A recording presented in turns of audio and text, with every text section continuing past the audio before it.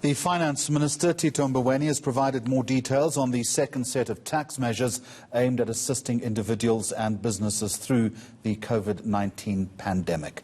Let's check in now with our colleague Devan Murugan at the Money Desk for more on these measures. And the measures, Devan, are now critical, you'll tell us, to save businesses and jobs. Could not come at a more welcome time, I imagine.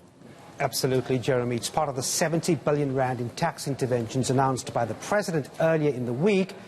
And the Treasury saying today this relief on the tax front are aimed at allowing the economy to be in a better position once this lockdown subsides. So I thought let's take a quick look at some of them. From the 1st of next month, if we look at the first relief, businesses can hold back on making their skills development levy contributions. Now, that's 1% of total salary. That holiday in place for 4 months. It's expected to help with the cash flow of businesses. The other interventions, smaller VAT vendors that are in the net refund position will be temporarily permitted to file monthly instead of every 2 months. And the intention there is to unlock the input tax refund faster and immediately help with the tax cash flow. Small carbon tax relief also in place, Jeremy. First payment was due on the 31st of July, but the filing and payment date will now be delayed to the 31st of October. Again, this will provide some cash flow relief, close to 2 billion rand for companies. There are also the sale of alcohol beverages and tax products, some relief there. Excise duty payments on those products that are due in May and in June will now be deferred by 90 days for complying businesses, because we know there are restrictions on that front as far as the sales of those items are concerned.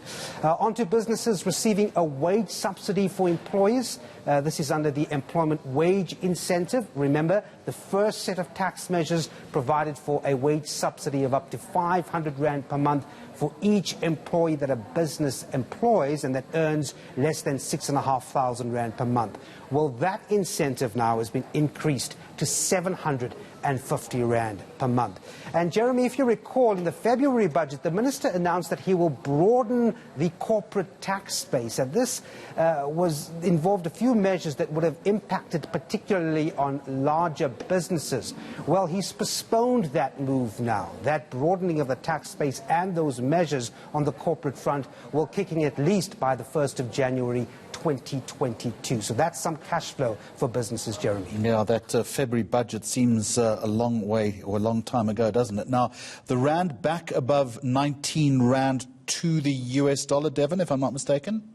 Indeed, as the uncertainty continues, Jeremy, there are many investors again running to what we call the safe haven. So with all the uncertainty around COVID-19 and what it could do to the global economy, you get investors moving to gold and the US dollar. What does that do? The dollar gains and causing the rand and other emerging currencies, not just our local currency, to weaken.